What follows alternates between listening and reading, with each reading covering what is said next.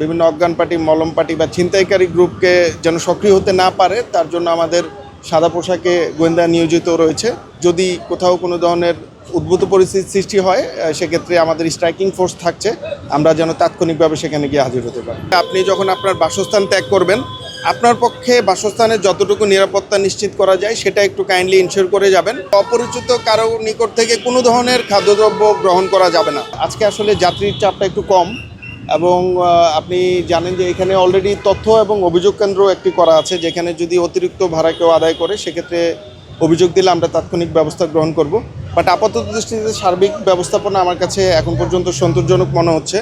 হয়তো কালকে পরশু যখন যাত্রীর চাপ বাড়বে তখন যদি একটু ভিন্ন পরিস্থিতির সৃষ্টি হয়। আর আমাদের র্যাবের পক্ষ থেকে আমরা 3টি স্তরে নিরাপত্তা বিধান করার পরিকল্পনা গ্রহণ করেছি। আমাদের রাউন্ড দ্য ক্লক 24টি পেট্রোল আমাদের র্যাব 4-এর দায়িত্বপূর্ণ এলাকায় টহল কার্যক্রম পরিচালনা করবে। এছাড়াও আপনার বিভিন্ন অজ্ঞান পার্টি, মলম পার্টি বা ছিনতাইকারী গ্রুপকে যেন সক্রিয় হতে না পারে, তার জন্য আমাদের সাদা পোশাকে গোয়েন্দা নিয়োজিত রয়েছে।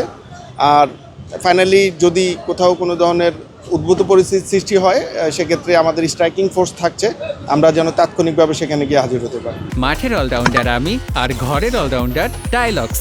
টাইলক্স টয়লেট ক্লিনার, ক্লিন মানেই টাইলক্স। আমরা যেটা আসলে এখানেও জিজ্ঞেস করলাম, এখন পর্যন্ত ওই ধরনের তথ্য পাইনি, বাট কয়েকটা জায়গায় আমরা শুনেছি যে 100-200 টাকা বেশি নিচ্ছে।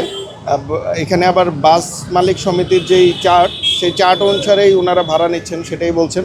তারপরে যদি আমরা কোনো অভিযোগ পাই আমরা তাৎক্ষণিক ব্যবস্থা নিচ্ছি। ঈদের ভ্রমণের ক্ষেত্রে আমাদের 2টা অনুরোধ থাকবে। অ্যাকচুয়ালি একটা হচ্ছে যে আপনি যখন আপনার বাসস্থান ত্যাগ করবেন, আপনার পক্ষে বাসস্থানের যতটুকু নিরাপত্তা নিশ্চিত করা যায় সেটা একটু কাইন্ডলি ইনশিওর করে যাবেন। আর দ্বিতীয়ত, এই যাত্রাকালীন সময়ে অপরিচিত কারো নিকট থেকে কোনো কিছু গ্রহণ না, মানে খাবার কোনো কিছু খাবেন না, এবং যতটা পারা যায় আসলে রিজার্ভ থেকেই যদি যাত্রাটা শেষ করতে পারেন আপনি নিরাপদে থাকবেন। তো এই 2টা অনুরোধ আমাদের আপনাদের সাধারণ জনগণের জন্য রইল। ফিটনেসবিহীন বাসের জন্য আমাদের ট্রাফিক পুলিশ আলাদাভাবে কাজ করছেন। তদুপরি আমাদের যদি আসলে নজরে আসে তাৎক্ষণিকভাবে আমরা ব্যবস্থা গ্রহণ করব। আপনাদের মাধ্যমে সবাইকে সচেতন করার চেষ্টা করছি যে অপরিচিত কারো নিকট থেকে কোনো ধরনের খাদ্যদ্রব্য গ্রহণ করা যাবে না। যদি আপনার সামর্থ্যের মধ্যে থাকে আপনি কিনে খান, অথবা আপনি এটাকে অ্যাভয়েড করেন। কিন্তু প্রলোভনে পড়ে আমরা অধিকাংশই যারা ভিকটিম থাকে তাদেরকে দেখি আসলে প্রলোভনে পড়ে এই খাবারটা গ্রহণ করেছিল। তো এই ধরনের কোনো ভুল পথে পা বাড়ানো যাবে না।